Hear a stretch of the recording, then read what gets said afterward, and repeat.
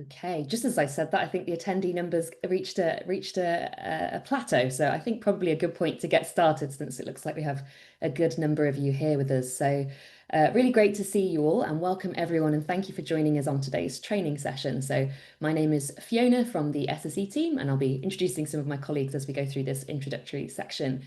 So as you're probably aware, we're here today for the first in our two parts of our gender equality in capital markets training. So we have quite a packed schedule to cover in these two sessions, so I'll get going with things. So firstly, a big thank you to all of the stock exchanges who are hosting us together in today's session.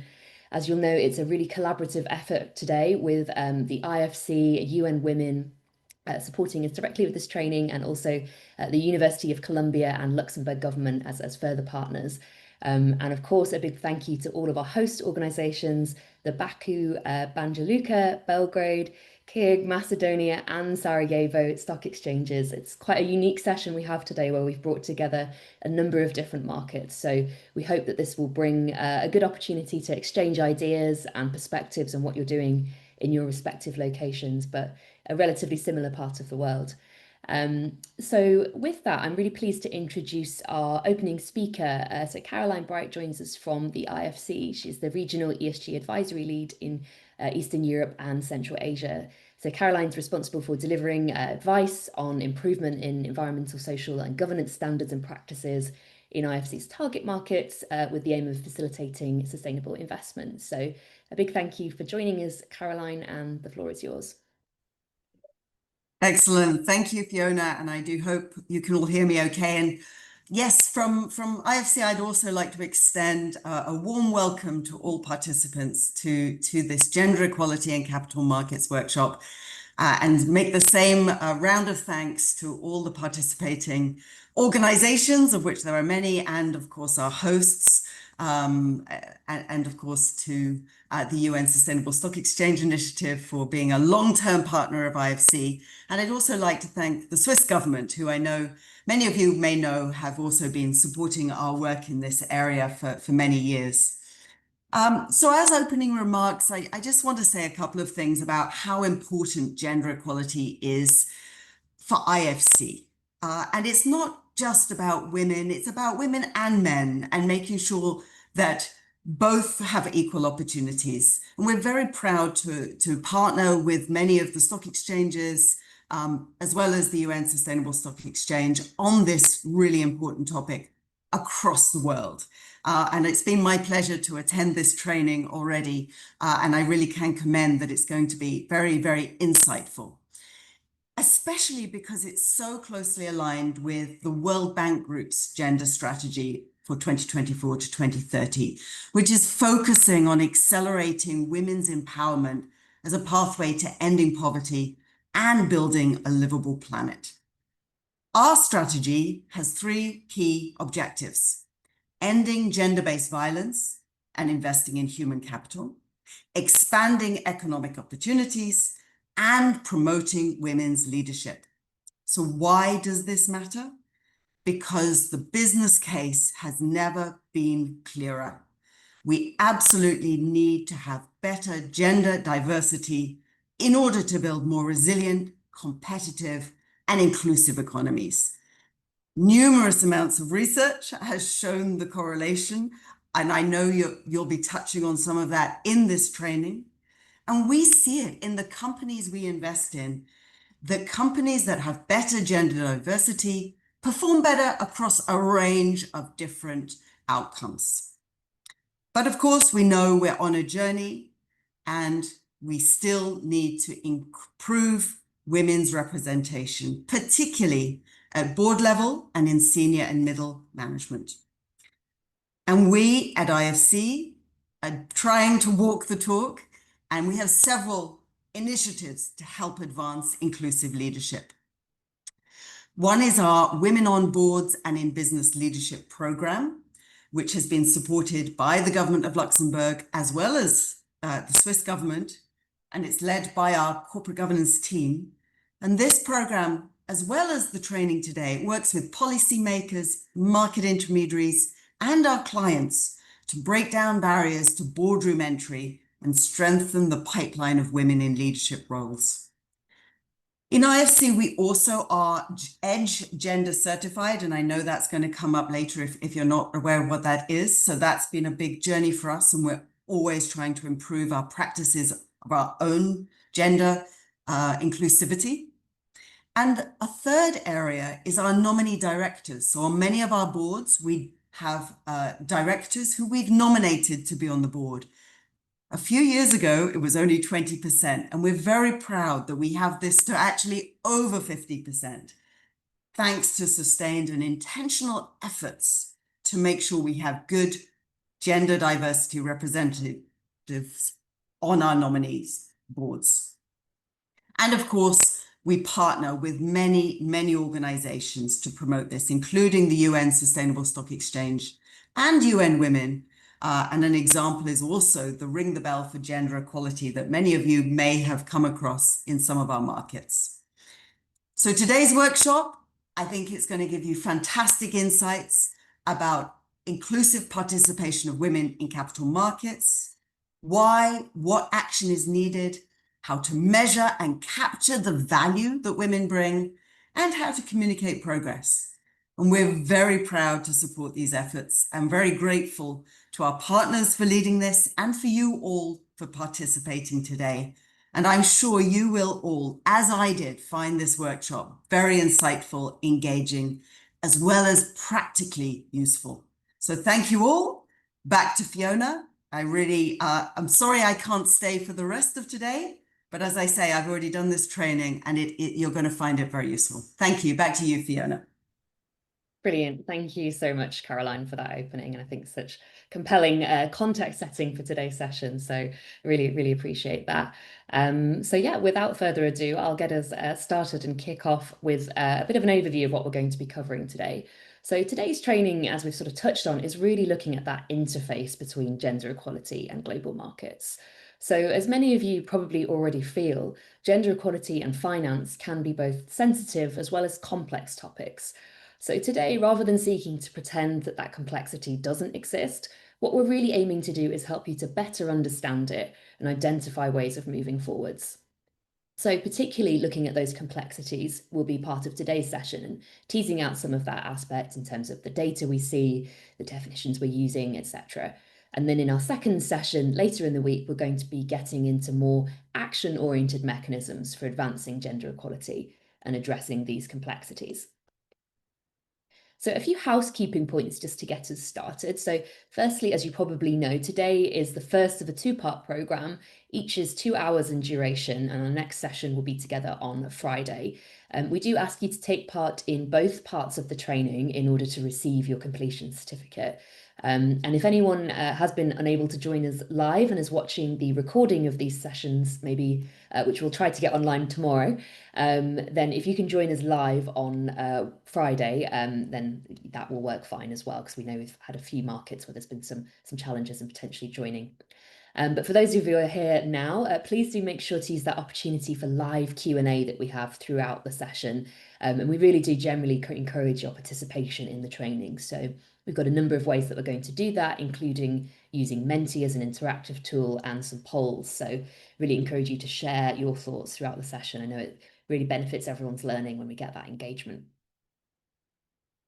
So just practically speaking, you will have noted that everyone is muted, but as I said, we really don't want that to stifle your participation in the session. So please make sure to use the Q&A box in particular if you've got any questions for the team, and that will just allow us to track those questions and provide answers. And then you also have the option to use the chat box as you're, I see, already doing well. So feel free to share any general comments or just let us know a little bit about yourselves and your organizations as we move through the session. So to introduce the speakers who are going to be delivering today's training, firstly, you have myself and my colleague Landon Wilcock from the SSE Academy team. And we're very pleased to be joined by our colleague Anna from the Women's Entrepreneurship Acceleration team within the Europe and Central Asia office of UN Women. So maybe I'll just turn over to you, Anna, to say a very quick hello as well before we introduce you later in the session as well for some more content. Thank you, Fiona. Hello, everyone. I'm really glad to be here. I am Anna. I'm from UNOM's Europe and Central Asia Regional Office. I'm leading Women's Economic Empowerment portfolio here, based in Istanbul, but covering 16 countries in the region. And every country from which now stock exchanges are representing, we have an office. And I'm sure some of you have engaged with UN Women offices locally. This is an excellent partnership opportunity for UN Women with UNSSDE and IFC. We see a lot of added value. We had first training with another group of countries, and the program is excellent. The content is very interesting. So, as Caroline mentioned, I really recommend to fully commit to it your time, listen to it, and get the certificate. The interesting part, we'll be also looking forward to hearing some of your feedback and also opportunities to follow up. So we'll be also interested to reaching out to you afterwards and seeing how we can follow up on the content and knowledge you get here in your respective country. Good luck with today, and say after tomorrow. Tomorrow I'll be here. I'll come back soon, but just wanted to say hi, and again, very glad to be here. Thanks, Fiona. Over from you. Brilliant. Thank you so much, Anna. And great to have you here with us as well. I think it adds so much value to our program to have this partnership, so really appreciate it. Just to introduce as well, we will have a guest speaker joining us later on in the session as well. So we have Harry joining us from Bloomberg. So I'll introduce Harry for his segment later on in the session. Okay, so as I've already mentioned, gender we know is a very complex topic. So what we've tried to do in this training is to break the program down into a number of modules that can help us to address that complexity in an organized way. So here you'll just see a quick summary of the 4 different modules we're going to be working through in this training. So today's session, part 1, will really focus on those 2 first areas of prepare and align. And then we'll dig into implement and communicate later on in our part 2 session. And so we also have a couple of learning objectives that we've set out for this training. So firstly, we want to help you to understand why action is needed for enhanced gender equality and to identify what tools can be used to improve gender equality. So just keep in mind that's particularly for today what we're aiming to achieve together. And then in terms of a quick breakdown, this is just a little bit of an overview of how today's session breaks out. So we have those 2 steps, step 1 and 2 that we'll be covering, as I mentioned, and we will also take a short break in the middle as well for halfway through the training. Okay, so to get us started, what we'd like to just test first off is maybe how much you already know about these different learning exercises. And for that, we're going to be going to Menti together for the first time. So Landon's just shared with you in the chat the link to access the Menti, and I'll also just share the Menti screen now, so that gives you another way that you can join us there as well. We will use Menti a couple of times throughout the session, so would encourage you to find your way in now whilst we're looking at it together, because yeah, as I said, we'll come back to this, so it's worth having the tab open that you can use. So once you get to Menti, here's the first question for you. If anyone, as I said, is having trouble using that link to join, another option that you have is to go to menti.com and you can enter that 8-digit code that you're currently seeing at the top of my screen as well. So 2 different ways to get in there. But once you're into Menti, our first quick question is just to get a sense of your current level of comfort on those different objectives that I've talked about. So firstly, your confidence and knowledge in gender equality and global markets. Secondly, your comfort discussing these topics with others. And then finally, how likely you feel you currently would be to take action to improve gender equality in your organization. So I'll give everyone just a quick moment to get their thoughts in. I see lots of you responding already. But it looks as though overall we're sort of somewhere past the middle point of comfort, and maybe some of you, there's a bit of a range, I guess. Some of you feeling quite confident on these topics already, and maybe some a little bit less so. So interesting to see, we have a bit of a mix with us here today. But for those of you who are already actively working on these topics, do feel free to share in the chat as we go along any perspectives from your organizations, any insights as well. I know that's always super helpful for for us as well as for all of the participants. So we really welcome that expertise that you might be able to bring as well. Okay, so that's really helpful just to get a sense of who we have here and where your current understanding is at. And then I think I'll just dive back to the slides now for our first section. So we're going to be looking at really understanding why it's important to enhance gender equality and looking at that connection to finance. So in this first unit, we're going to be focusing really on that interconnection. And for that, I'll be handing over to my colleague Landon. So over to you, Landon. Great. Thank you so much, Fiona. And good morning, everyone. Thanks again for joining us and being here with us today. So now we're going to take a look together at how gender connects to finance. We have three main sections in each unit, narrowing the topic a bit more as we go along. So we'll start by looking at what the case for action is. So we'll narrow in a little bit more and look at market trends. And for that unit, we'll look specifically at how markets are doing in terms of gender equality progress. And in the final section, we'll hone in on terminology that will help us communicate about gender equality. So to start, why does gender matter? And I know to many of you that might almost be a silly question, but it's still an important question to discuss. So to get started, it's important to highlight that equality between genders is indeed a human right. It's widely documented that women and girls experience adverse impacts of business activities differently and often disproportionately as compared to other genders and men. So they face additional barriers in seeking access to effective remedies.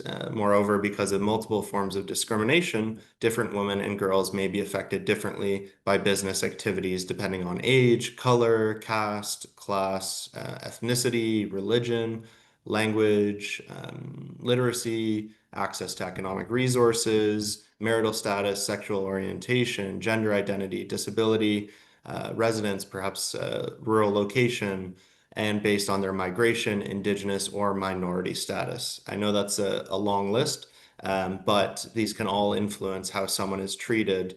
And what's that all to say is it's a complex and very interconnected topic.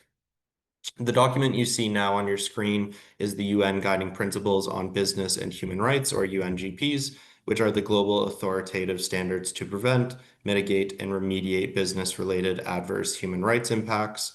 We flagged on this slide a few of these four principles, Principle 14, 16, 20, and 21, to better understand the obligations that businesses have. The first principle we highlight here is 14, which states that all businesses, including SMEs or small medium enterprises, should take appropriate steps to respect human rights. That's regardless of size, sector, operational context, ownership, and structure of the enterprises. The second principle we highlight here is 16, which encourages businesses to express their commitment to meet their human rights responsibilities through a statement of policy that should have certain characteristics. You can read more about that in the document on your screen, and we'll share it in the chat. And I do highly recommend taking a look at it if you're not already familiar with this publication. The third principle we want to highlight today is number 20, which highlights that to verify whether adverse human rights impacts are being addressed, businesses should track the effectiveness of their response by using sex disaggregated data collected in line with a human rights-based approach and outcome indicators developed in consultation with affected people and gender experts. We'll discuss that a bit more in part 2 in a communications module, but for now it's important to also recognize that even if the data is not made public, it's important to disaggregate the data so you can make better decisions internally and identify any issues as they arise. Finally, Principle 21 particularly highlights the important role of communication. According to this principle, businesses should be prepared to communicate externally, particularly when concerns are raised by or on behalf of affected stakeholders. Business enterprises should also communicate adequately and easily accessible information to affected stakeholders regularly. Both the info and the means of communication should be responsive to gender discrimination and the differentiated impacts experienced by women. What's important to consider here from a financial perspective is that in addition to being the right thing to do in terms of human rights, it's also having a positive impact on society, and organizations should be considering the repercussions associated with violating the human rights of employees, partners, and stakeholders. So there's policy, legal, and reputational risks, which are important risks to be considered for gender equality and social related disclosures as well. It's also important to note that sustainable development depends on equality of genders. You might recognize here the image as the UN Sustainable Development Goals, or SDGs. Gender equality is on its own as one of the 17 SDGs, as SDG number 5. So it's agreed to by UN member states. But it's important to note that, while it's its own distinct SDG, it also contributes to all the other SDGs. For those who may not be aware, the SDGs represent an ambitious end to end poverty, protect the planet, improve the lives and well-being of all humanity. And SDG 5, as I mentioned, focuses on gender equality and the empowerment of women and girls, but aspects of gender equality appear in the targets and associated indicators of 10 out of the 17 SDGs. And if you'd like to see a bit more about how gender equality links to the different SDGs, you can look at Annex 3 of the SSE guidance on gender equality for exchanges, which we'll share with you at some point during this seminar, whether it's now or later. Now, what exactly does improving gender equality do for society? First, studies have shown that when we have more equality of genders in society, we also see lower levels of violence, greater economic productivity, and increased resilience against financial and environmental crises. I want to remind you that by gender equality, we don't want to imply more women than men, which our colleague at the start from IFC noted. It's not about one gender being overrepresented or well, it is, but being stronger than the other, etc. But equality means that both women and men are represented and have the same level of power and are both heard and understood equally. So that is to say, I like to use this point of the discussion to also note the important role that men that we play in this conversation and in this issue, where we need to play an important role as acting as advocates, allies, and champions for women in the workplace. Now, I'll note to achieve equality, in many cases, we need to provide extra support to the less represented gender, which in many cases today is women. To give you an example of the extent of impact that gender equality currently has on society, a study by the World Bank estimates that the loss in human capital wealth due to gender equality is over 160 trillion. So just really a mind-boggling amount. Tough to wrap your head around that dollar figure. Another study concluded that the equal participation of men and women entrepreneurs could boost global GDP by approximately 3 to 6%, which again is just a massive figure. To read more about that, you can click on the links in the slide in your handout. And I know we've shared the handout slides already a couple times. So please feel free to check out those handouts. Now, in terms of additional benefits, other than, say, lowering violence, economic productivity, promoting gender equality of both genders has also been found to have positive social, environmental, and, of course, the economic and business benefits that we've started to discuss. So if we narrow a bit deeper into those benefits that companies can find from enhancing equality in their organizations, we can see that companies with higher levels of diversity, both gender and ethnic, at the executive level are found to show higher performance than their less diverse counterparts on both profitability and long-term value creation measures. Different genders have different attitudes towards risk. So if our decision makers, such as the board and leadership team, are gender diverse across an organization and programs, that can lead to more balanced decision-making processes. I'll also note different genders experience the world differently and therefore have different views and ideas. Companies with workplace policies that support and promote gender equality are also better able to attract and retain talent which of course is very important to an organization's growth and success. I'll also note that gender lens investing mandated investments globally increased from just 100 million to 2.4 billion between 2014 and 2018. And companies with more diverse boards and senior management teams demonstrate better ESG, environmental, social, and governance performance, including having more ethical business practices, enhanced workplace and workforce policies, and stronger community relations. So those are just a few of the many, many benefits. Now, we can take a look at just one of the many studies on this topic to see a bit more detail about the benefits that diverse companies are seeing in the real world. And this data comes from a study by FP Analytics, an independent research and advisory division of foreign policy. The study looked particularly at industries that are traditionally male-dominated, analyzing over 2,300 publicly listed companies around the world, and they completed more than 160 in-depth one-on-one interviews and follow-up surveys. The study finds that companies with more women on their board have, on average, a higher profit, greater transparency, and higher social ratings. We'll briefly look at those three statistics. First, profitability. The study found that the companies with the highest percentage of women in management were on average 47% more profitable than those with the lowest, and that's consistent with other evidence of promoting gender diversity benefiting a business's bottom line. There's also a study by the ILO, International Labor Organization, and women interviewed by the study detailed how they're leading organizations on new revenue generating paths, advancing innovation, and advocating for harm-reducing practices and increasing transparency.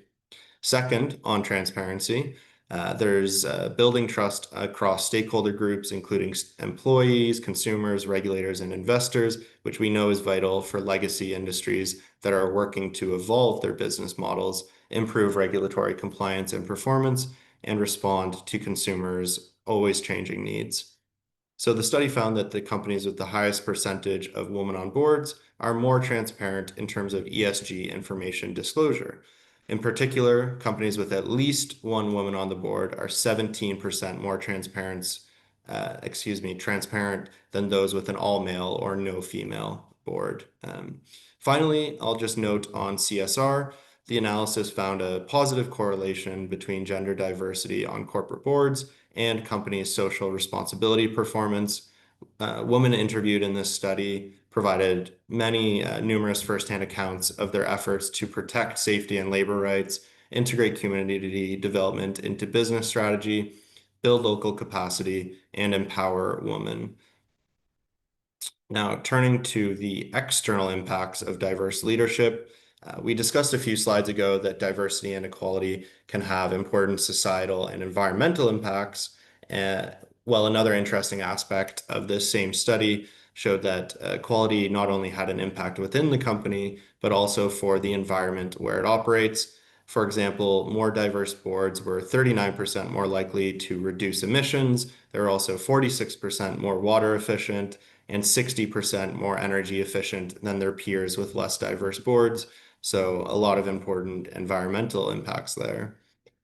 In your handout, you'll also find a couple more studies if you want to have a deep dive into this. We'll also share in the chat a recent publication that came out from IFC on gender responsive climate governance and the role of women leaders, which is a really interesting read as well. So with that, I'll turn it back over to my colleague Fiona for the next section. Brilliant. Thanks so much, Landon. Great. So now that we've had a look at the case for gender equality, we're going to narrow in a little bit more and have a look at the state of the market. So in this next section, we'll hone in on some key terms that we're going to use when discussing gender equality. So to do a bit of thinking together on that, we're going to go back into Menti now to get your thoughts really on your current knowledge around the state of the market and how much further we have to go on gender equality. So thanks, Landon, for sharing the link again, and I'll just take us into Menti so that we can move into that question. Great. Okay. Excuse me. We're getting a slight reveal here. Okay. There's a apologies. Slight wrong order to that there, where you may have seen the correct answer before you put yours in. So maybe everyone didn't see that, but if you did, try to pretend that you hadn't. And so the question to start with is, on our current trajectory, in how many years will the world achieve gender equality? So if you think you saw the right answer and want to share that answer, that's fine. But otherwise, maybe take a guess if you didn't see that answer yet, or what would your first thought have been on how far we are from gender equality and how many years we have to go?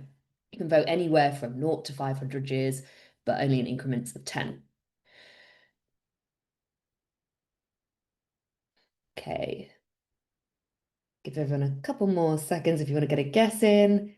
So I see we got a bit of a cluster of people thinking maybe somewhere in the 100 year mark over here. A few people around the 200s perhaps, and a few going even further. So as you possibly saw already, the correct answer for this question from the study that we're using is 285 years. So unfortunately, it's still a very long time before we'll see gender equality on the current trajectory.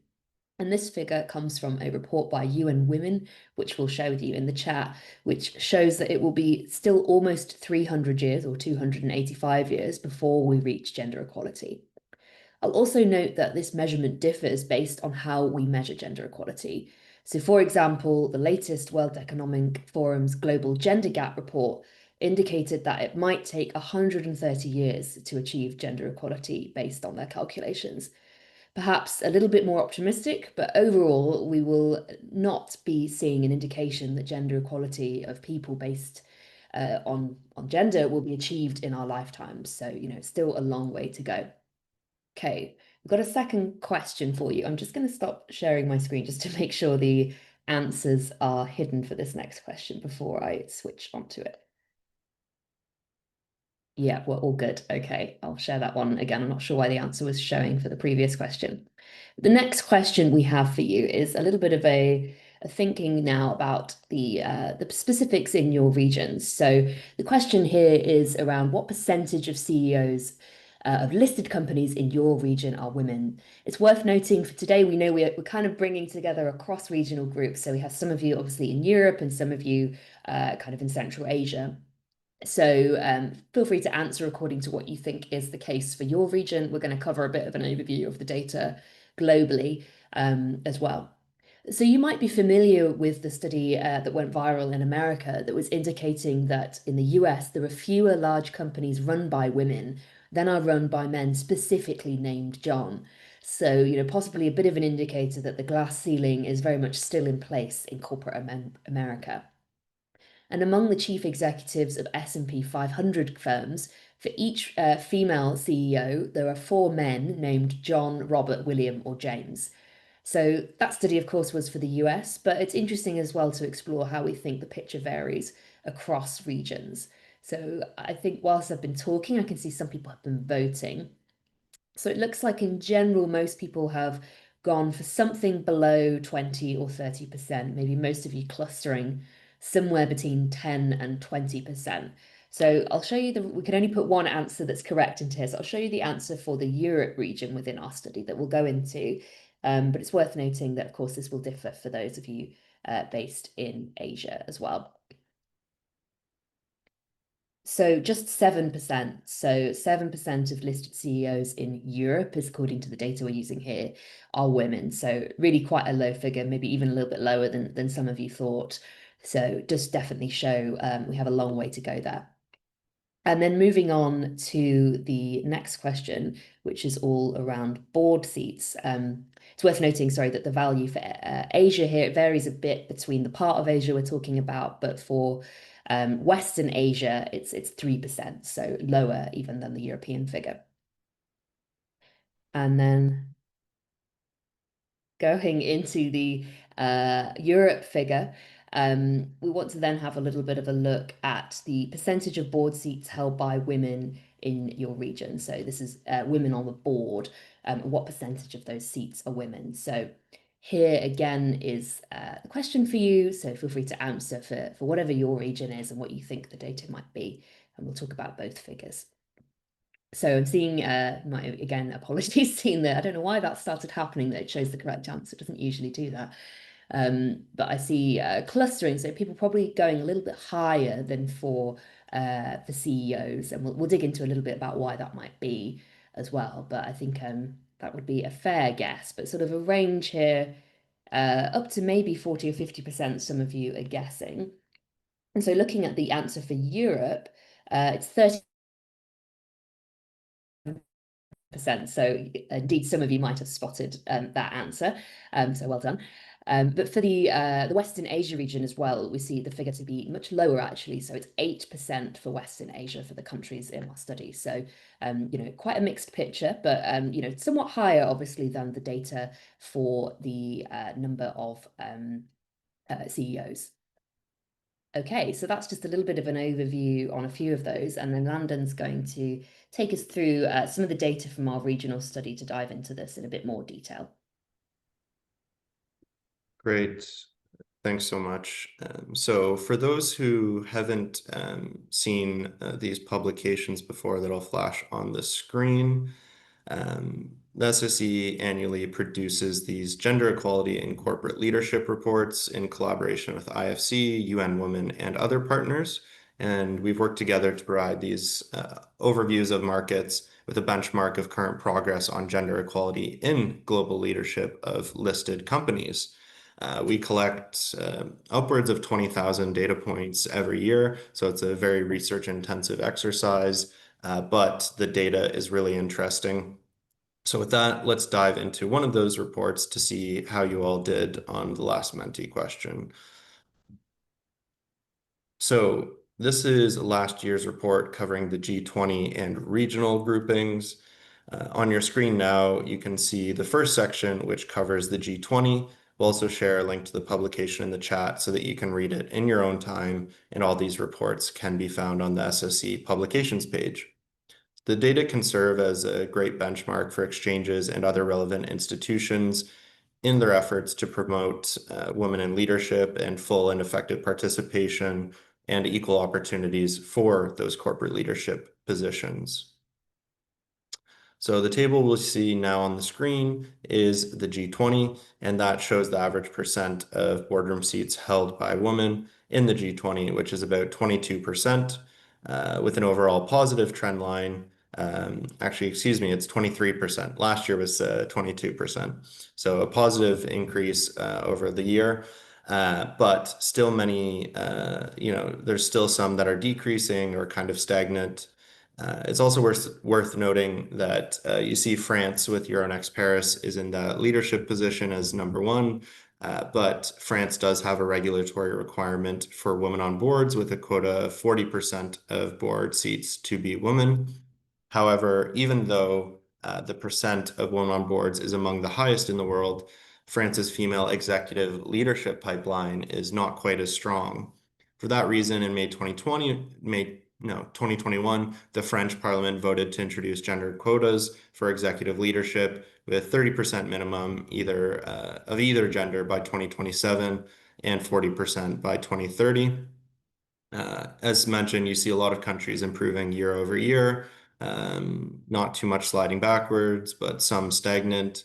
But with that, let's look beyond the G20 with some regional data on the next slide. So when we look at the regional data, you can see only 2 of the regions, Europe and US CANS, have over 30% board seats held by women with 37 and 34% respectively. It's significant to note that 30% number just because it's been highly researched that at least 30% representation is required for fair power distribution and for the less represented group to be heard. So Europe leads with 37%, followed by US CANS 34%, and then a big jump to 24% with Africa, followed by Southeastern Asia, Eastern Asia, Latin America, and Western Asia. Now we'll go a bit deeper into the data on a region. So we've included the data for both Europe and Western Asia for today, since we realize the companies and exchanges joining us today span both regions. So we don't have a specific kind of study for your exact region, but we can look at kind of the other two regions. I'll also note that we're currently conducting our 2025 gender research, and that's going to include a deep dive and research into your markets for Central Asia and Eastern Europe specifically. So please keep an eye out for that later this year, early next year, where we've decided to do that exact region. With that, we see the status in Europe. Again, I know the exchanges and companies joining us are, a bit far away from, the companies highlighted here. But you can see that in this region of Europe or this group of Europe, there's quite a high average percent of board seats held by women with 37%. But when you move to Western Asia with Turkey, Kuwait, etc., you can see the board seats held by women are just 8%. So let's discuss now what you might think be preventing a company in your region or beyond from advancing on those particular metrics. So now if you could type in the chat, what are the barriers you see facing your organization or country to advancing gender equality in corporate leadership? So we'd love to hear some answers in the chat. It can just be, one or two words, or if you want and you have a more fulsome answer, please feel free to type out a sentence. But what do you see as a barrier?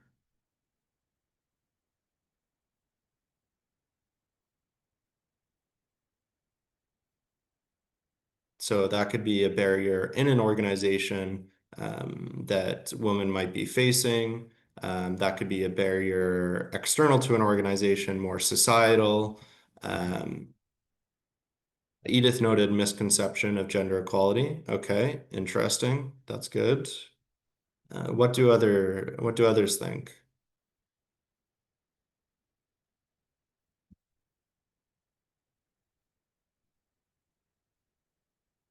Okay, another participant noted education level and culture. Okay. That's definitely a significant barrier in many markets is education. Social perception, that's a great answer as well.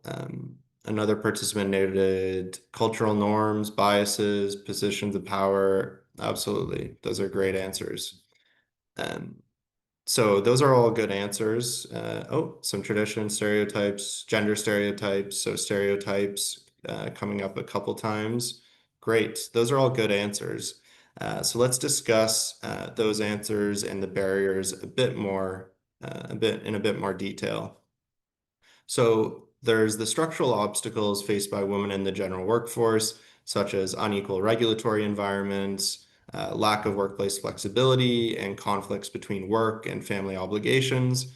There's also specific barriers that narrow women's leadership paths and cause the drop in representation at the top. This is really where we start to dive into the complexities of the topic. So I really recommend reviewing these on your own time as well. But for now, let's go through a few of those that were not mentioned in the chat.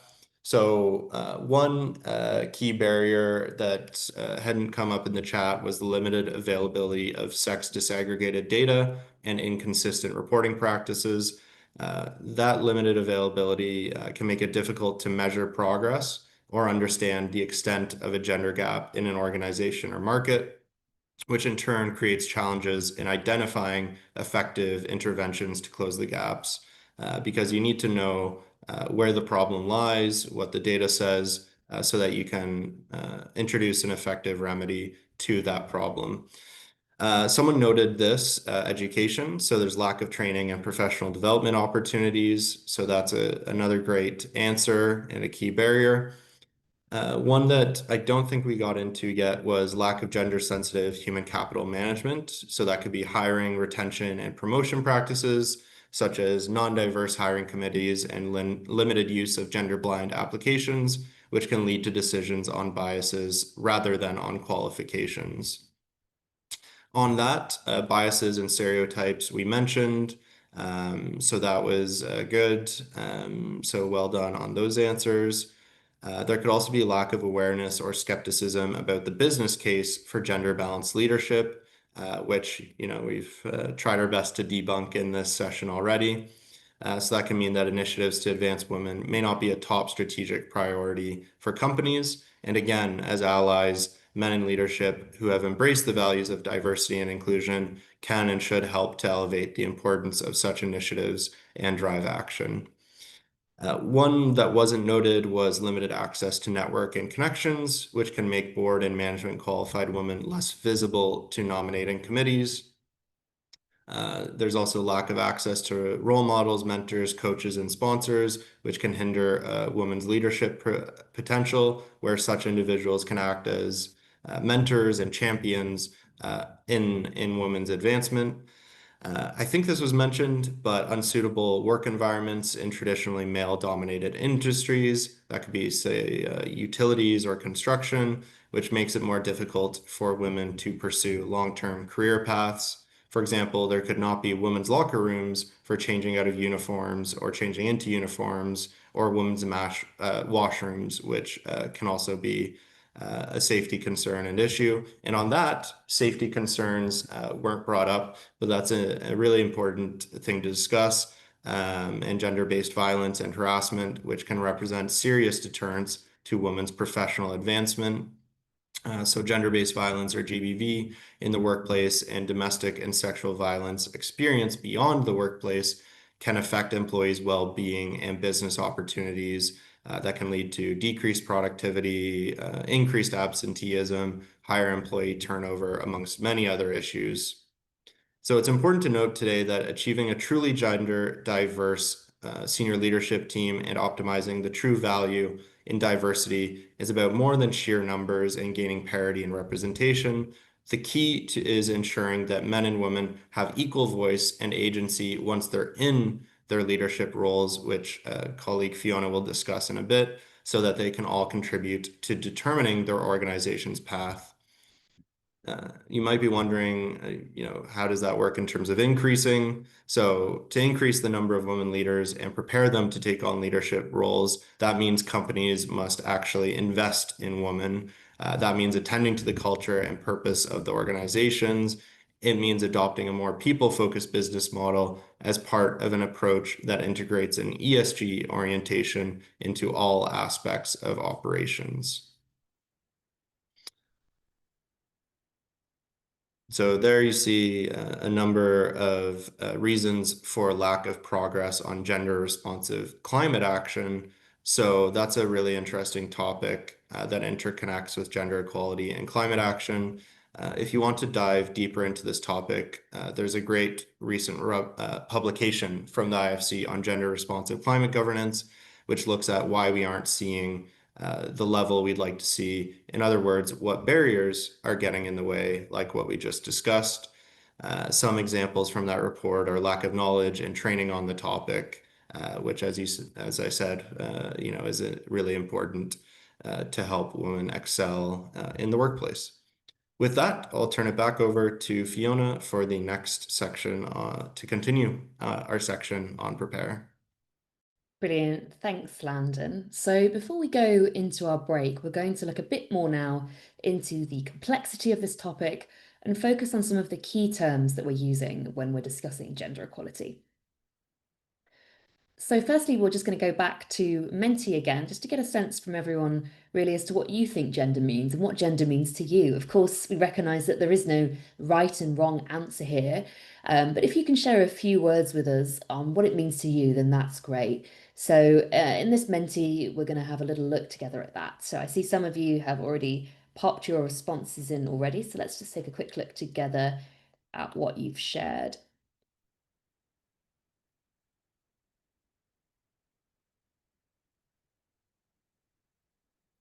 Okay, so I see a few different terms here. So I'm seeing a division to overcome. Interesting. Equality, emotion, diversity, perspective, work, diversity again, strength, partners, perspective, social construct, indeed. Strength, demographic variable, intersectionality. Okay, pride. I can tell we've already done some thinking on this because there's lots of quite thoughtful words coming through there that certainly get to some of the concepts we're going to be covering in our definitions. So that's fantastic. Great. Cohesion, accountability, rights, culture, work, fusion, partners. Very interesting. Thanks, everyone. Okay. So I will jump back now into the presentation and let's have a look at the definition that we're going to be working with together today. So lots of great answers there. And I think as we've established, there's a lot to unpack in terms of what goes into this. But to get us all on the same page and understand the depth of gender, what we really want to convey with this definition that gender is not simply sex, it's not male or female. And indeed, no one put that across in their response. So that's good to see already. So the purpose of this initial exercise is to make sure that everyone understands that gender is not the same as sex and that gender can differ in different contexts and societies. And this is important because it's not really different sexes that we actually need when we speak about the value of diversity. It's the different ways of thinking, different life experiences or lived experiences, and different institutional restrictions or freedoms. So whilst the term gender can be quite difficult to define because it means something different to everyone, really, let's briefly get a better idea of what's included in this complex term. So UN Women defines gender as the social attributes and opportunities associated with being male and female, and the relationships between women and men and girls and boys, as well as the relationships between women and those between men. So these attributes and opportunities and relationships are socially constructed, as someone has already mentioned in their response, and they're learned through a socialization process. So they can be context and time specific, and they can be changeable. And so gender determines what's expected, allowed, and valued in a woman or man in a given context. And in most societies, there are differences and inequalities between men and women in their responsibilities, in the activities they undertake, perhaps their access to and control over resources, and their decision-making opportunities. So overall, we can say that gender is part of the broader socio-cultural context. And other important criteria that contribute to this would also include class, race, poverty level, ethnicity, and age. So really, as we can see, gender is nothing as simple as male or female. So as I said, I don't think that was what anyone thought, but I think, sometimes we can start thinking it's a simpler topic than it is. But of course, gender can really be influenced by many things, including the nature of relationships, different hierarchies, histories, contexts, and on institutions or norms. And so most importantly as well, when we're talking about gender equality in the corporate context today, please remember that we're referring to equality of the genders overall in a holistic sense, and not simply increasing women on boards, although indeed that is one measure that we can track as part of this, as we've already talked about. So you can explore more about this and other gender equality terminology in that glossary that's linked in the slide there that you can access in the handout. Okay, so diving a bit deeper now, I'm sure you've heard of the acronym DEI, which stands for Diversity, Equity and Inclusion. So in the organizational context, this is something that we're seeing a growing focus on. But why do we call it DEI? Why do we not just have diversity teams or just equity teams? So we're going to dig a little bit deeper into this interconnection between these different concepts and why we need all of them in the equation.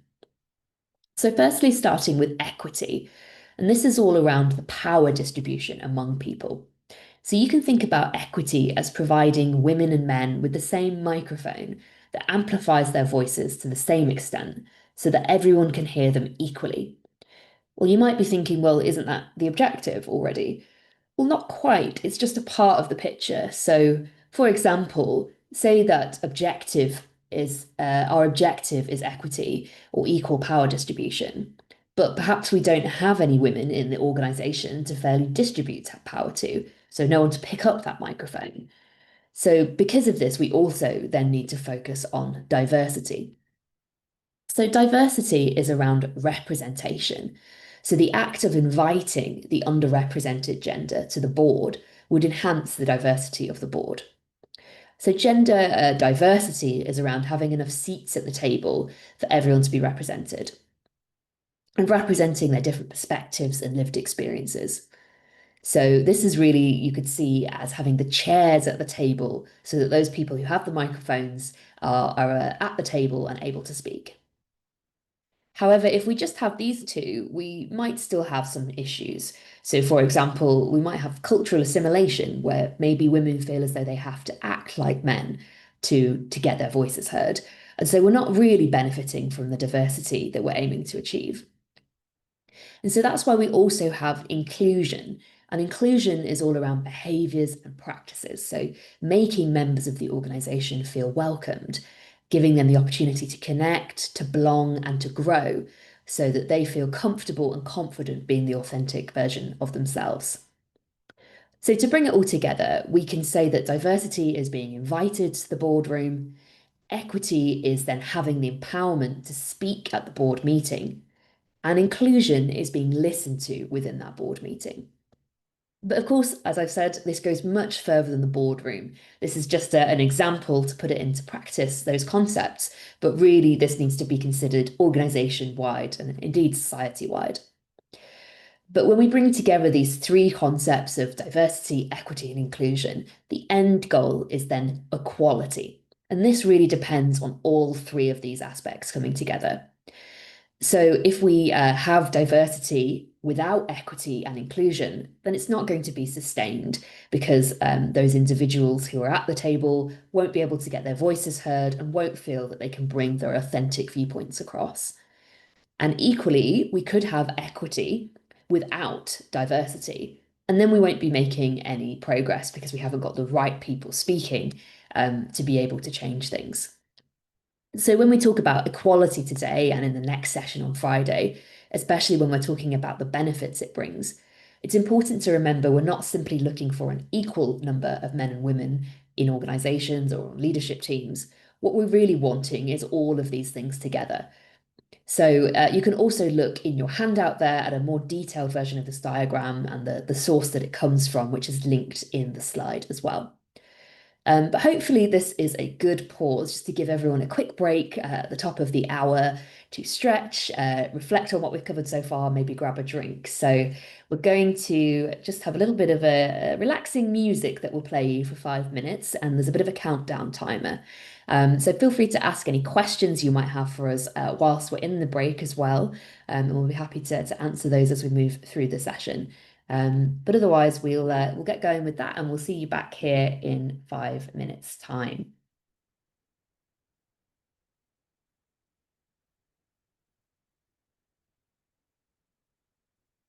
Okay. Best laid plans. Funnily enough, our video doesn't seem to be working for us today. Just see if I can fix that. But if we can't, which it doesn't seem that we can, I'll just try changing the slide in case that fixes it. No. Okay, what we'll do is we'll take 5 minutes from now. So we'll reconvene at 6 minutes past the hour. So I'll give you that break and we'll see each other in 5 minutes time. Thanks, everyone.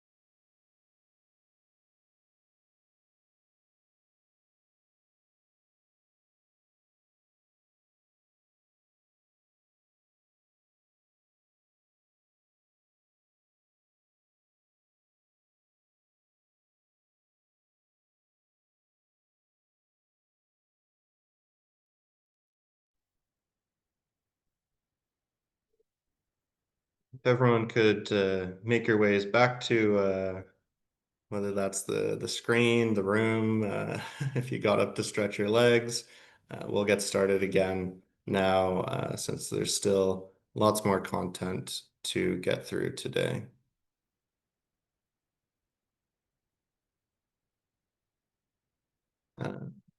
Okay, sorry. Oh, there's just a minor technical issue where...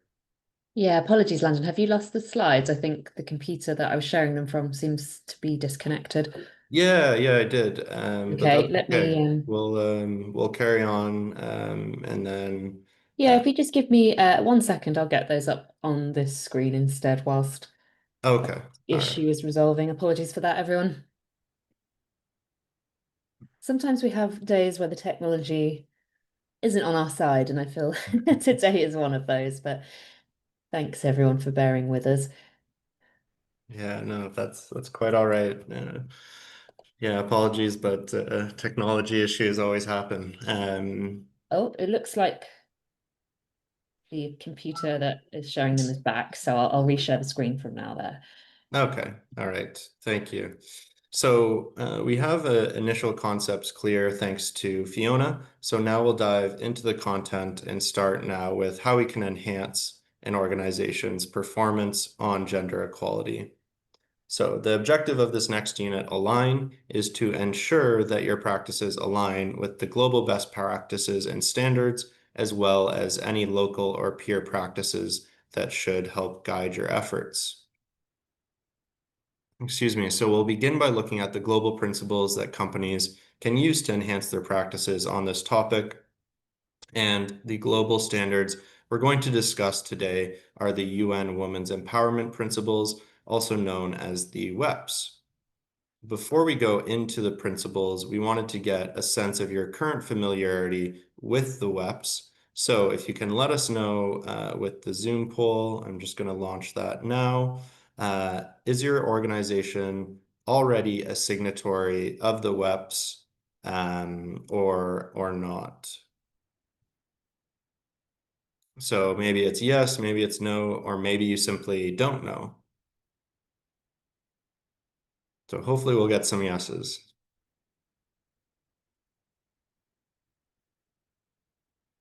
And if your organization is not already a signatory, which I see some are no and some don't know, we're also going to give some information over the next few minutes about how you can become one at the end of this section, thanks to our colleague from UN Women, Anna. So we'll end the poll there. Thankfully, some are yes, we know that, but we always want to decrease that no number as much as we can. So with that, we're very fortunate to have with us today an expert on the UN WEPs, as was introduced at the beginning. Anna is joining us from UN Women today to help provide an overview of the WEPs and also to answer any of your questions about the WEPs. So again, if you have any questions about this, we're grateful and lucky to have a subject matter expert on this topic. So please don't hesitate to put any questions in the chat, and Anna is here to help us out with those. Now, before Anna gets started, we'll play a quick video that introduces the WEPs.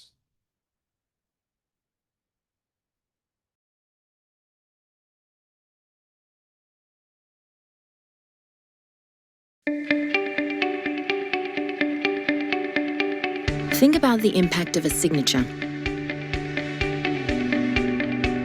Think about the magnitude of a global movement. Think about the difference you can make and the power of transformative change. By signing the Women's Empowerment Principles, you can galvanize your shareholders and stakeholders to drive change in the workplace, marketplace, and community through a framework of 7 principles.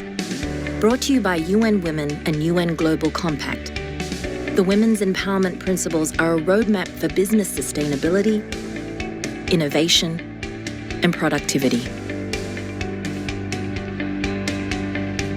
Businesses by the thousands and in every sector are becoming part of this world-changing movement to advance gender equality. Businesses that become models for attracting talent, entering new markets, serving their communities, immeasurably improving the bottom line. Because gender equality means better business. Don't miss this moment to make a lasting impact on your employees, suppliers, customers, and investors. Join leading companies already on the journey to greater sustainability and growth. Commit to the women's empowerment principles and make today your organization's signature moment.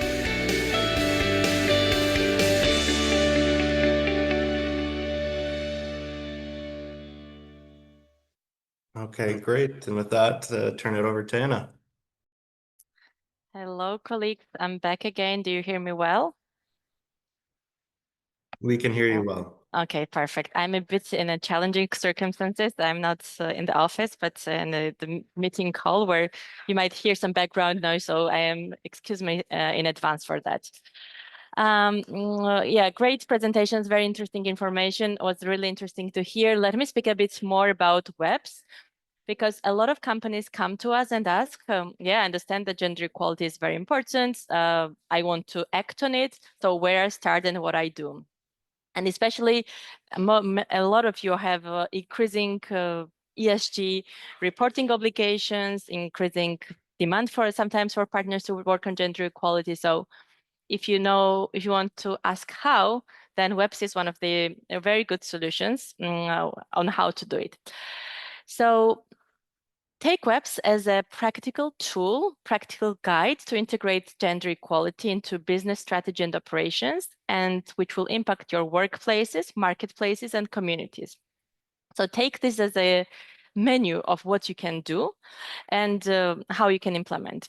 This is a holistic framework, as I said, which enables private sector to advance gender equality holistically in the business. Of course, it's in line with Sustainable Development goals, especially goal number 5, goal number 17, and helps you also to deliver on SDGs. On this map, you will see that we have over now 11,000 signatories worldwide in over 190 countries. So this is by now it's a huge community of private sector companies who have signed up to these principles. And you can see the darker spots are the countries which have more signatories, and some with lighter, less signatories. So if you would like to promote web signatories in your countries, you can make your country darker on the map and make it more visible. But what is it? Like, what type of framework are we talking about? You've heard from the video and from before that it's 7 principles. And if you roughly we divide it roughly into 3 big cohorts. One is what you can do at the workplace. So how you can change internal policies and practices to mainstream gender, how you can make sure that your recruitment, your career development, your training, education, workplace policies are in line with gender equality principles.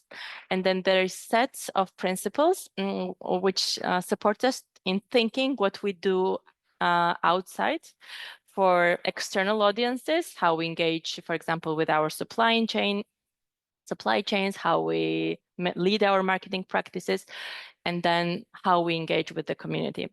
And of course, a very, very important focus is on reporting, because whatever you do is all very important how you talk about it. And we are here also to support that part, because the best examples your work will generate is something which we're trying to share worldwide to make sure that these best principles are replicated in other companies too. Just let me bring an example. One company in Spain, one bank, decided to implement Deliver on Principle 4 of WEBS, which is treat all employees fairly without discrimination, right? And this is something which is like very good for all types of workplaces to create a healthy workplace. And they said that they realized that women had issues in advancing career-wise because they had to leave earlier because of their family responsibilities.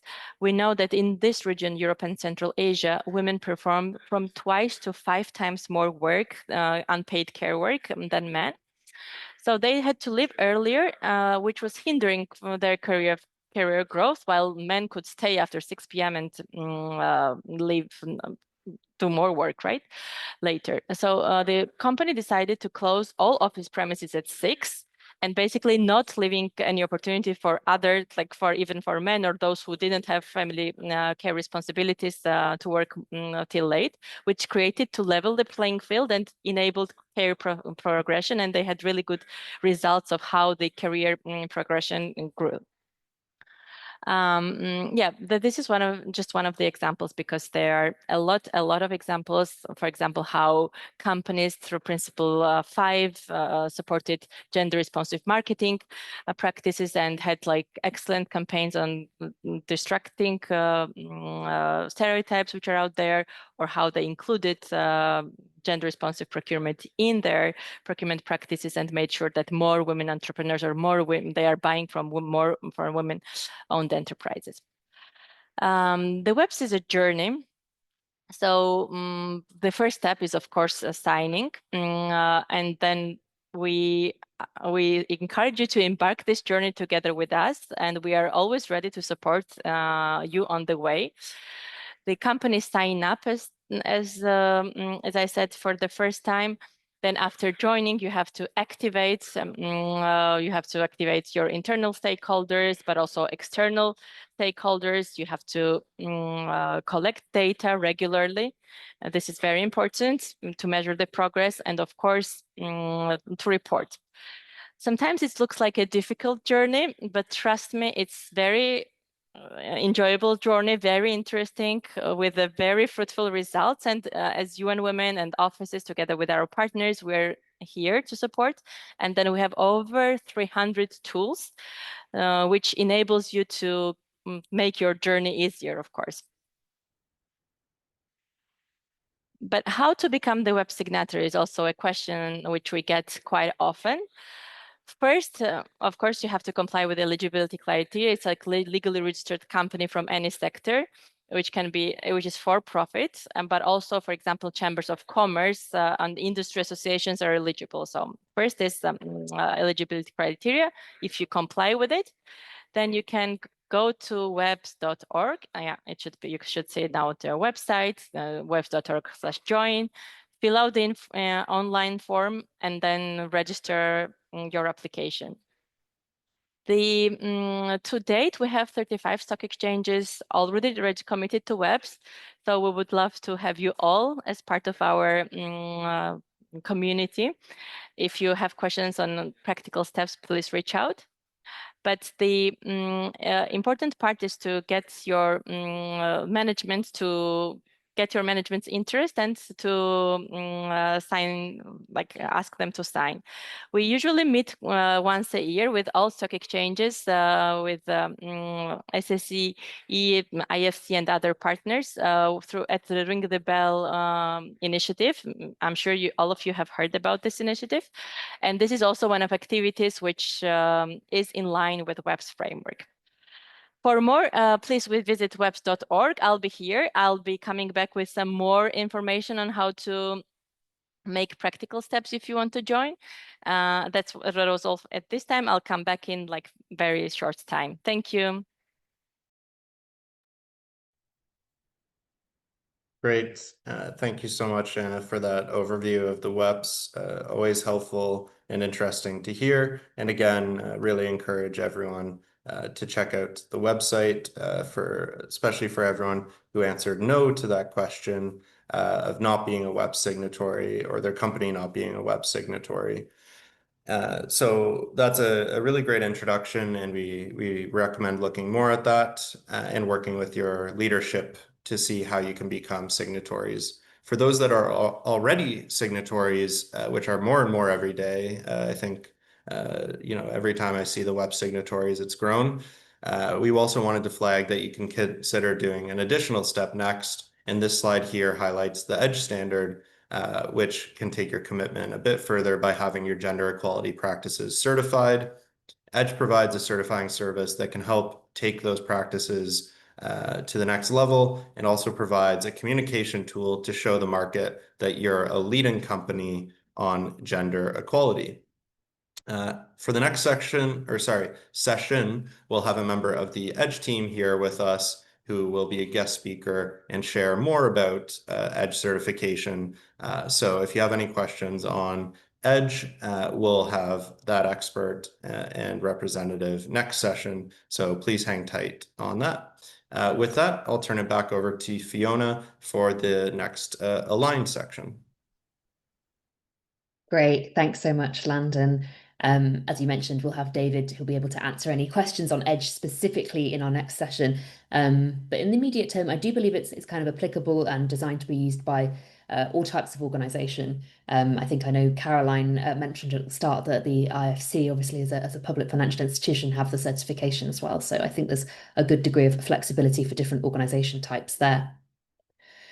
Great. So now that we've covered a little bit on the global initiatives, we're going to look at what should be considered based on your location. And one of the key factors to consider there is where your company is listed, and as well as where your main operations are, and thinking about the regulations that apply in that jurisdiction. So let's discuss what we're seeing from a regulatory perspective.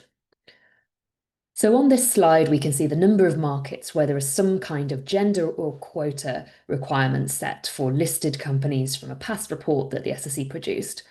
And on the right-hand side, you can see the current status of gender equality on the boards of companies in these markets, as well as the percentage of female board chairs and CEOs. So one question we often get asked is whether or not quotas or mandatory requirements work, and if this should be implemented in your country. So this is, fair to say, a hotly debated topic. So if you'd like to dig a bit deeper into it, you can review the extra slides we've included here in the handout today, which provides some insight from a recent study by the UNPRI about gender-based quota policies. But as we've seen in the data that we discussed today, sometimes these quotas work and sometimes they don't.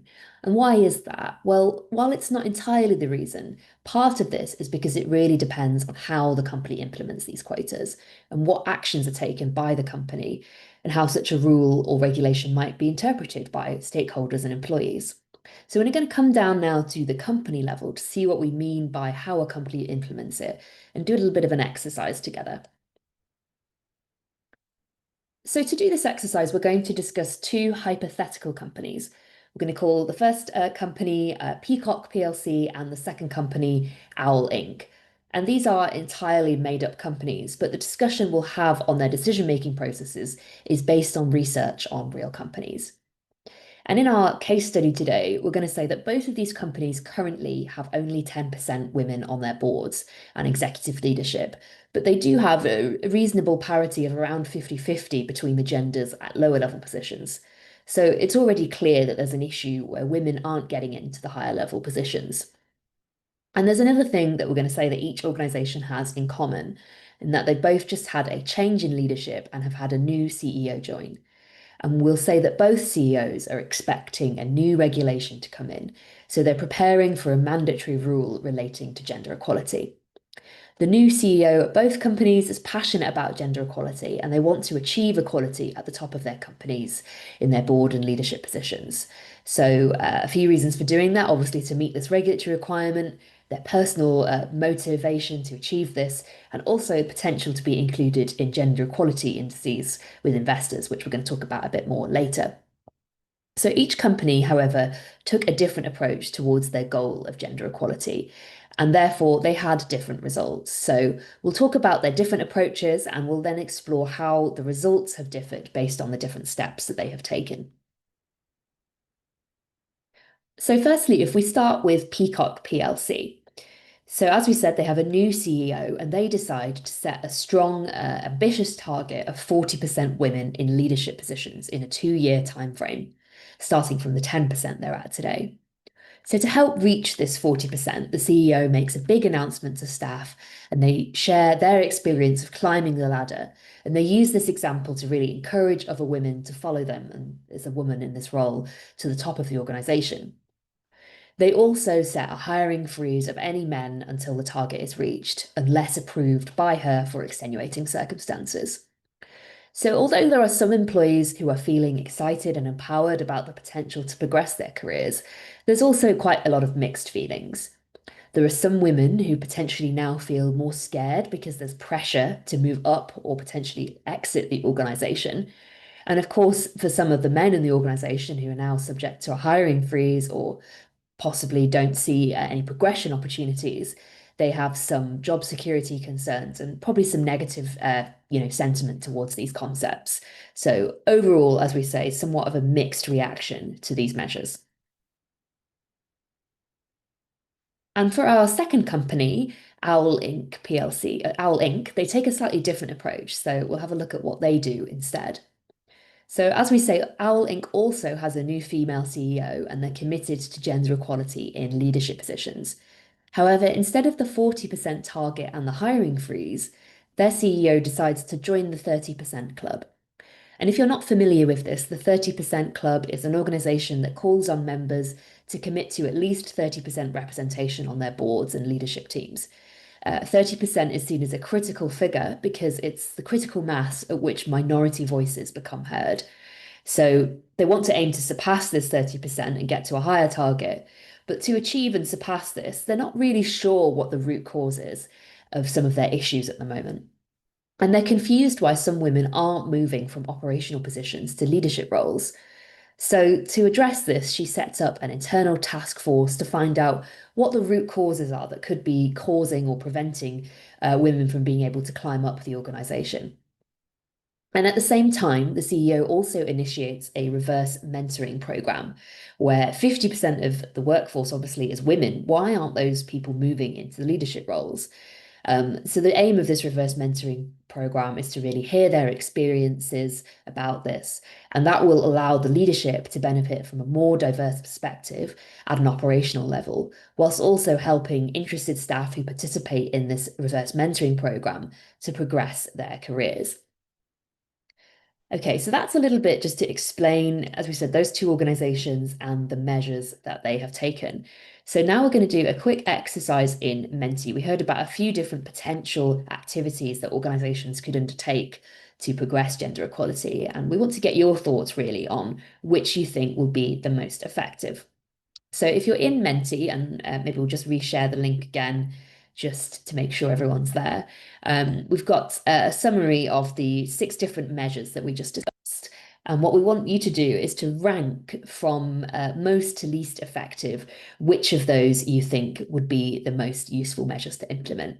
So I think 1 being the most effective measure and 6 being the least. So I'll give you all a second just to put your answers into that, and then we'll have a look at what you all think.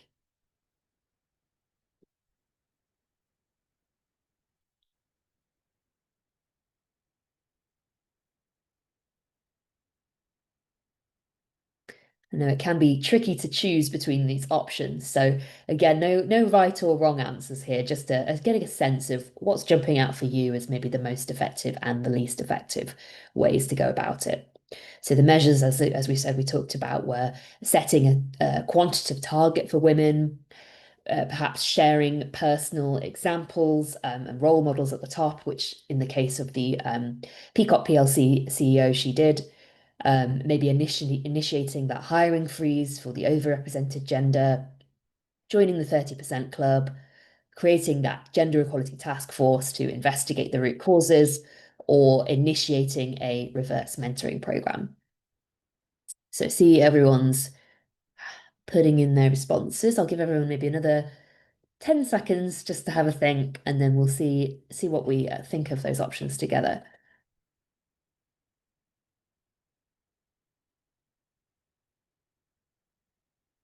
All right. Let's have a little talk through this. So it looks like we're seeing quite a close tie between the top 3 answers, but overall we've got setting a target of 40% women in leadership coming out just the highest, then joining the 30% club, creating a task force, and maybe people thinking that the hiring freeze and the reverse mentoring program would be the least effective. So yeah, that's quite interesting. So let's have a little bit of a talk about this then. So it's quite interesting actually to see a lot of people highlighting setting the 40% target as the top measure. And so what we want to remember here is that the 40% is a higher target, but we also have a 30% target that we want to surpass as well. So it's kind of having a stretch ambition. So I think with the 40% aspect, although this is something that can be helpful to have a clear ambition, we have seen that there have been some, negative consequences from having done that. Perhaps demotivating a section of the organization could be a real issue here, and also creating, anxiety for women who suddenly feel a lot of pressure. I think some people, of course, have highlighted around creating a task force as another measure. And we would really say that that would be quite a good place to start, because if we don't know why women aren't being promoted, and looking at those root causes, then we're not necessarily going to be taking the right options. And so joining the 30% club, I think, as you say, could be a good way to maybe aim for the same thing as the 40% target, but to do so in a way that is perhaps more effective. So recognizing that minimum level requirement and setting that base. And then if you get to that 30%, you'll start to get the voices around the table that should hopefully start to drive the higher levels of ambition. And then if we're talking about the sharing of personal examples and maybe the reverse mentoring ideas, I know those have been ranked perhaps as less effective measures. And I think it's fair to say these things can take some time to see the benefits, so they may not see immediate results, but they can ultimately help to ensure that both genders are learning and growing and adapting with each other. And I think they can also be quite important from a culture change perspective, which is something we'll discuss a bit. But I think, as a lot of people have highlighted, overall, the hiring freeze perspective is something, that maybe we would not recommend as a starting point, because, there are potentially negative unintended consequences that can come about from this. And I think it brings us back as well to that concept we talked about earlier with the DEI circle, where we need to have all of those aspects together. So whilst the hiring freeze might increase the diversity of who's around the table by giving more opportunity for women, and increasing the share, it won't necessarily address the root causes relating to the equity and inclusion issues that are also a key part of the equation. All right. Well, thanks everyone. That was really interesting to see your thoughts. So we're just going to wrap up the case study here, and play back how we think this potentially could have played out for the two organizations. Of course, all hypothetical, but just interesting, I think, to explore. So looking at Peacock, we see that some of the impacts that came about from prioritizing this approach of target setting. So they did see some immediate progress after setting their quota, but ultimately they hadn't done any work to identify the underlying root causes. So without that, they didn't realize that there were other issues present which they hadn't examined. So even though those barriers still existed, such as working culture, maybe the benefits, the pay gaps, unconscious biases, they weren't necessarily taking action to address those.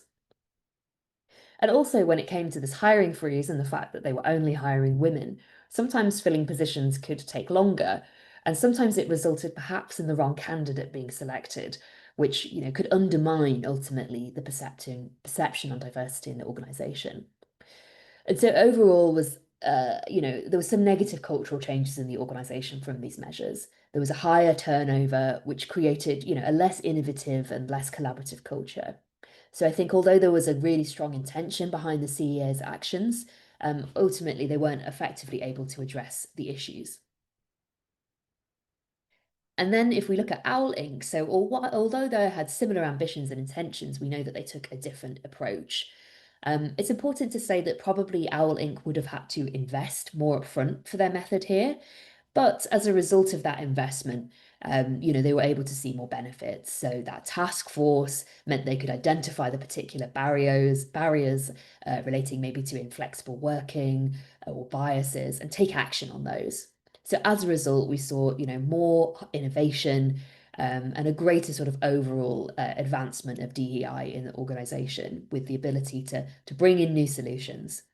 And we also saw that actually, because they were saving resources compared to Peacock PLC, with not having to do as much external hiring for new staff, they could also then focus those resources on training and support to enhance cultural advancement.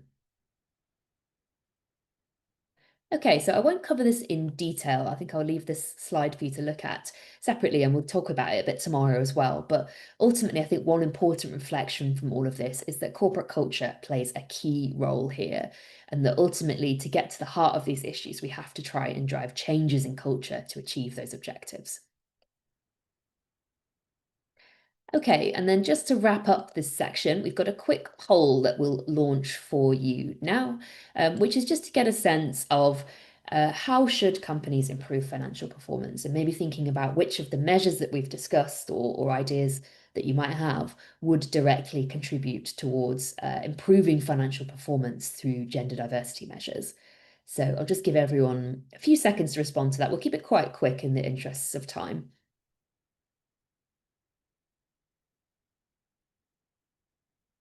Okay, maybe just another 10 seconds to let us know which of these you think would be right.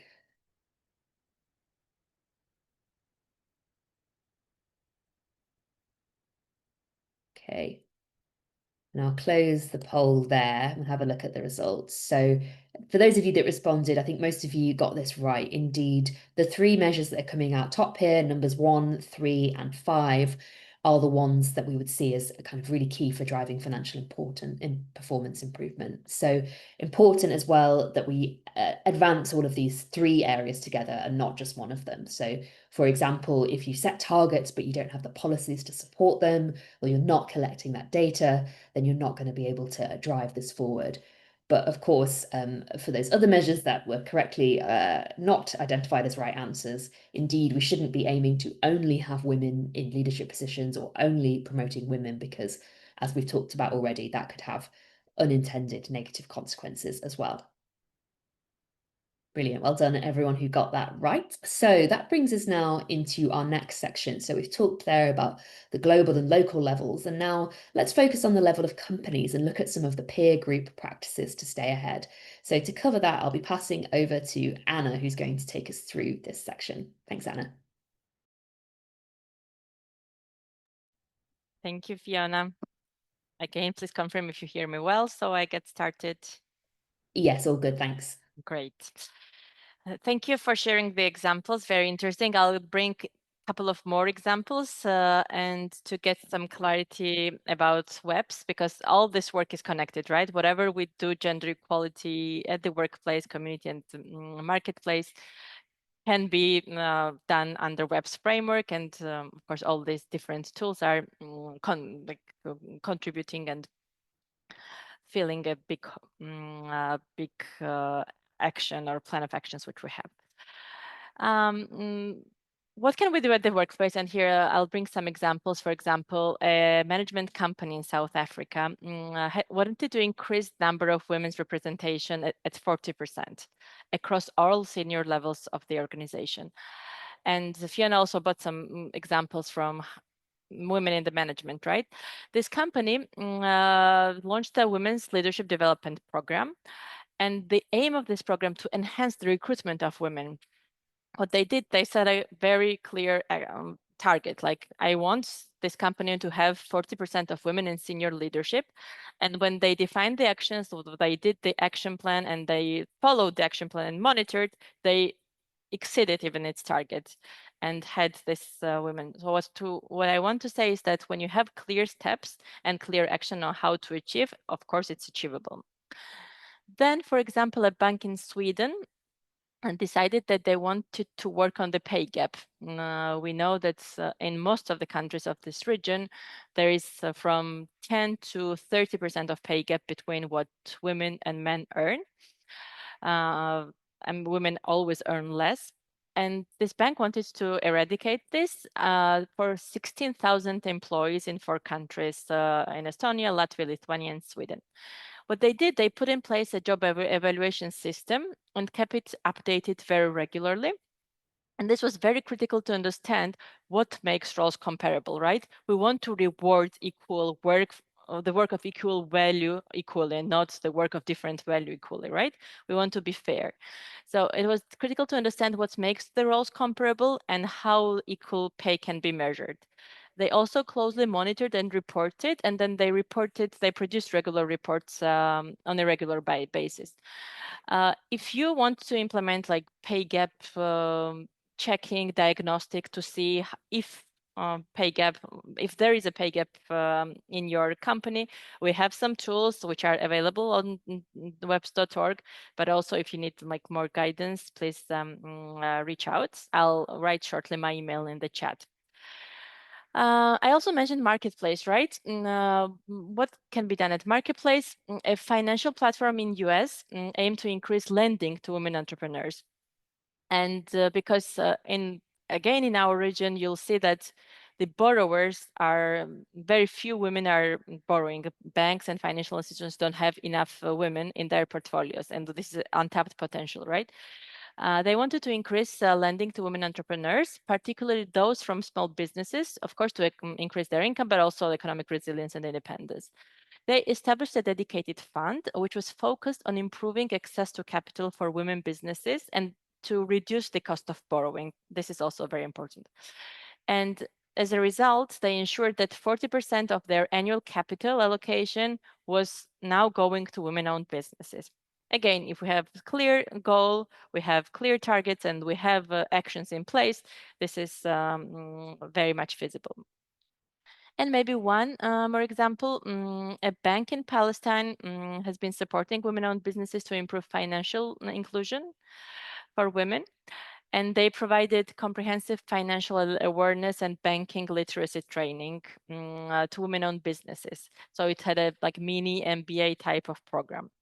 That's also something which any of the companies here can do, because there is in-house, I'm sure, a lot knowledge, and like especially on finance within your companies, and usually setting up a program or working on this in partnership with others is something which companies, including your sector, can easily do. What are the resources available out there? We have, as I said, over 300 tools which guide you. I don't know if you want to implement principle 2, principle 1, any principle. There are tools. There is, for example, gender action plan template. We will have another session. I will talk about the action plan template more, so I'm not stopping here. But for example, we have a gender responsive recruitment checklists for HRs, or we have DEI modules on how to implement DEI programs in at the workplace. We have gender responsive procurement tool. Again, it's a tool, you log in, you assess what is the status of gender responsive procurement in your company, and you have to act or not. So what I want to repeat again, I've said this, that this is very interesting and engaging process. Sometimes it's, from the first glance, it sounds overwhelming, but it's not difficult. As I said, in all the countries where you work, we have offices, and UN Women are colleagues to support, and plus all the over 300 tools, which I keep on mentioning. And yeah, it's important to understand that committing to WEBs is just not about signing something. It's about, for us, it's about making change, about aligning business practices to gender equality standards and ensuring inclusive economy. So if you decide to join our movement, and we call it movement because it is a movement, so you will see that sometimes you might be the front runners and a lot might follow you. So as I said, we are collecting these examples, promoting these examples, and trying to make sure that this work is not an exclusion, but a lot of companies are doing this as a rule. Thank you very much. That was all from me today. I will be joining next session to talk about WEB's action plan, as I said, how to do it practically. And before that, yeah, you have webs.org to visit and get familiarized with some tools out there. I'm open to the questions, and I'll type my email in the chat so you can reach out anytime you need. Thank you. Thanks very much, Anna. I really appreciate that. And yeah, as you say, great to follow up with that next session with a bit more detail. But in the meantime, we've shared a few of the resources in the chat that you can take a look at in between the sessions if you want to get a better idea on this. But for our final segment of the training, very pleased to be joined today by Harry from the Bloomberg team. Harry's an ESG specialist, and he's joining us to talk a little bit of a deep dive really into the work that Bloomberg are doing on gender indices. So thanks very much again, Harry, and over to you. Thanks, Fiona. So yeah, nice to meet everyone. I'm Harry. I am working as a senior data analyst on Bloomberg's gender equality product for the last just over 3 years now, and going to take you through a quick exercise and review of how Bloomberg looks at this sort of data. So to start off with, we'll go through a quick introduction and a bit of background. Then we, for the most part, will be doing a training exercise, which is just a case study on some data that we've collected in the past, look at 2 companies, and then I'll ask you to guess who is who. So while you read through those slides, I'll take you through a really quick history of kind of how Bloomberg has historically looked at gender data. So we started off as a survey back in 2016, which was only offered to 26 US-based financial companies only. The purpose was to shed light on a previously quite opaque area of reporting.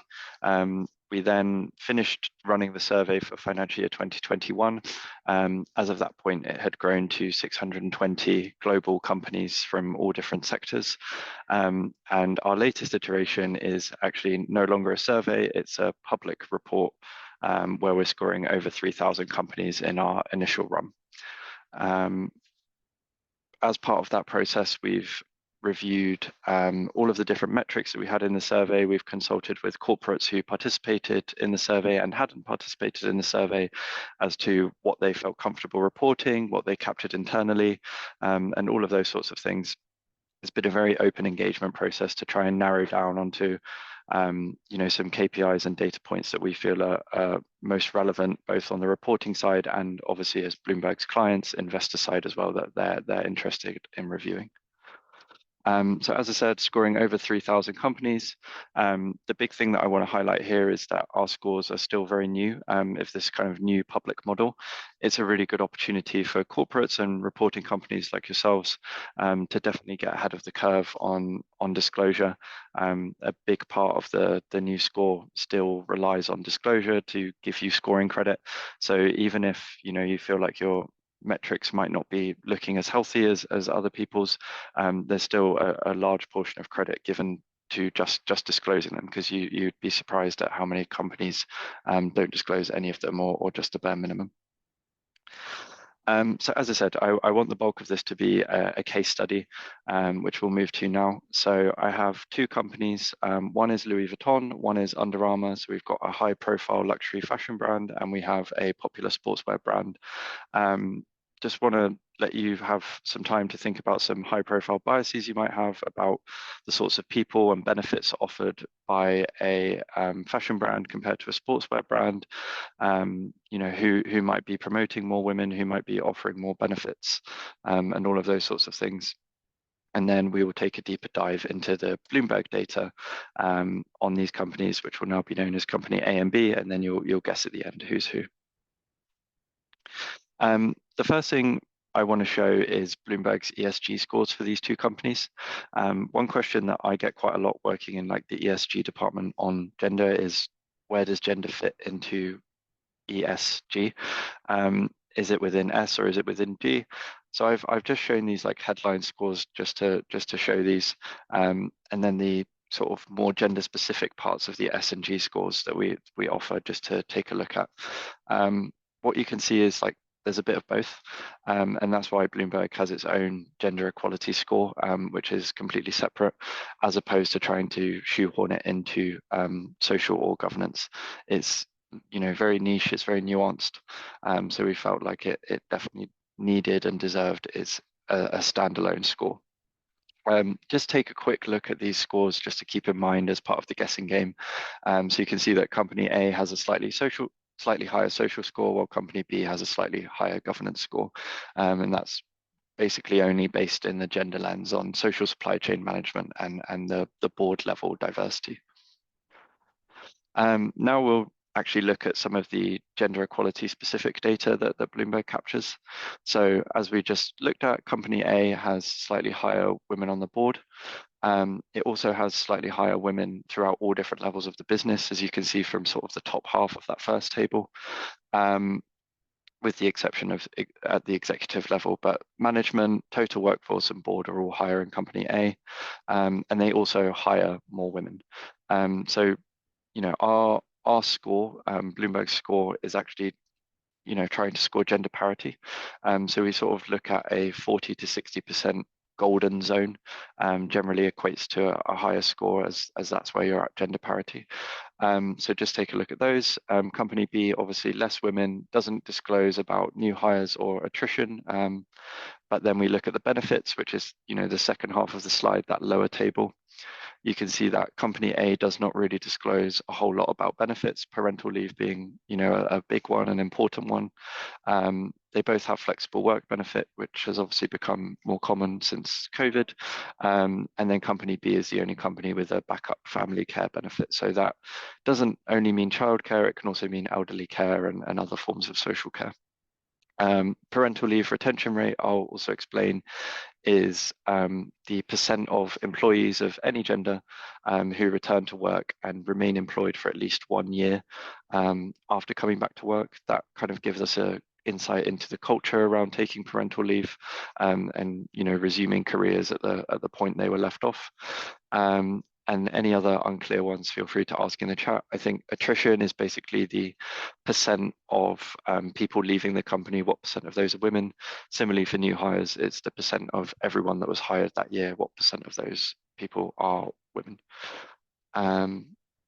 Cool, so now that you've seen all that data, you've seen the S and the G scores, I will ask you to guess who is who. So company A, who has slightly higher representation of women in the business, but slightly less transparency around benefits, as well as having a slightly better social score, but a slightly worse governance score.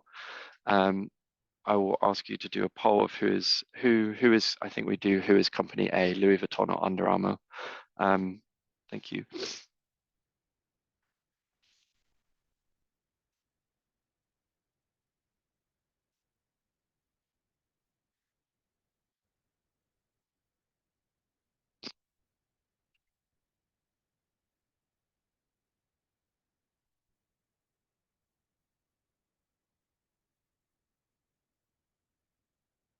Cool.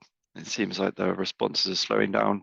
They're usually pretty 50-50. We have 68% of you have gone for Louis Vuitton being company A and 32% have gone for it being Under Armour. The majority of you are right. Company A is Louis Vuitton, company B is Under Armour. So yeah, just a little exercise to see how, you know, all of the data that we have can challenge some of those biases you might have had at the start and give a bit more insight into what these things mean.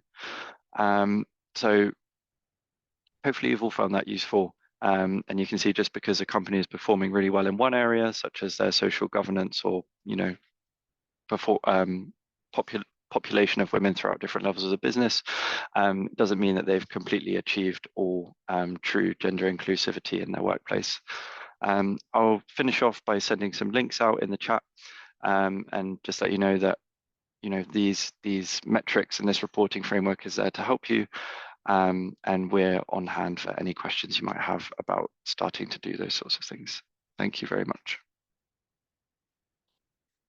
Great. Thank you very much for that, Harry. And yeah, appreciate you sharing contacts and follow up as well with the team. But thanks for taking us through that example. I think it's always a super helpful way to bring to life some of what we've been talking about.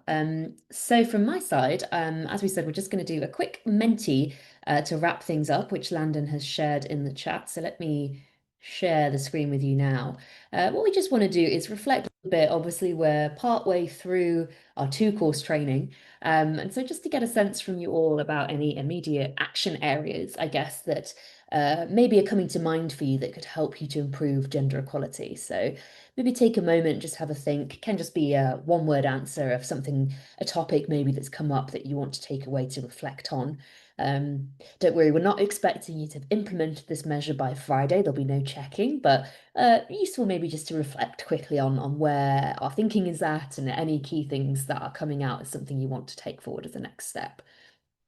So I'm seeing several people mentioning mentorship, maybe setting up the task force, starting to look at the gender disaggregated data side of things, education, maybe a quota. Lots of interesting ideas. Okay, brilliant. Thank you. And for those who maybe didn't have the chance to share, feel free to reflect on that offline as well. We know it's helpful to sort of try and think with each training session what you want to take from it. And then just a quick final question to wrap us up today is just to go back to those learning objectives that we started with at the beginning of the session, just to get a sense from everyone as to where you think you're at now in your comfort against these areas. So just take a moment and let us know.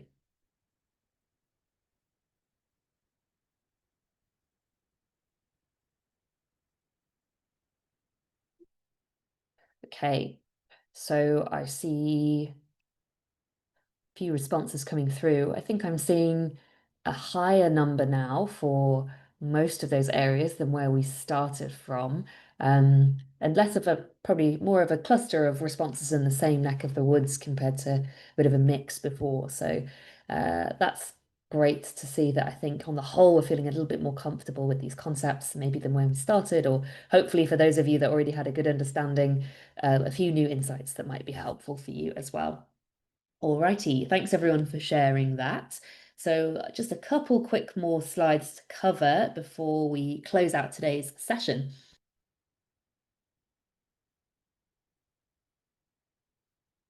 Okay, so just to mention, as a reminder, that we're very appreciative for your efforts to take part and participate with us, and you will be eligible to receive a completion certificate for the training. We know this is a question we get asked a lot, so just to confirm, your certificate will be for taking part in both of the training sessions at the end of Friday's session as well. So yeah, make sure to join us on Friday and we'll cover the process for getting your certificate then, which involves completing a survey that we'll share with you on Friday.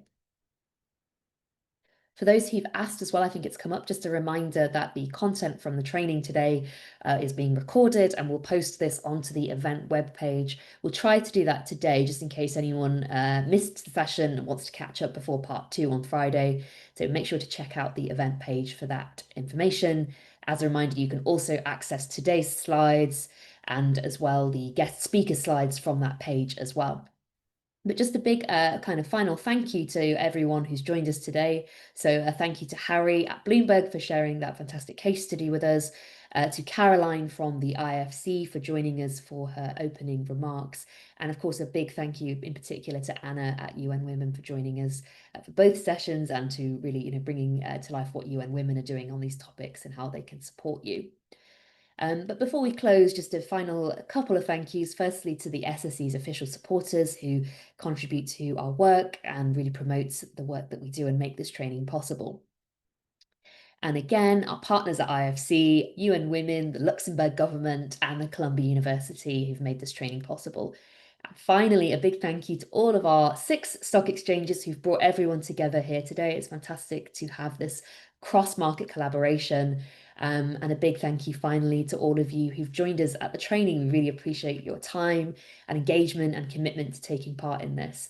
So we'll close off today's session there, but wishing you a good rest of your day, and we'll look forward to joining together again for our second part of the training on Friday. So in the meantime, encourage you to have a little reflection on anything that we've talked about today and come prepared with any thoughts or questions for the team on Friday as well. So thanks again, everyone. Have a great day and we'll see you soon.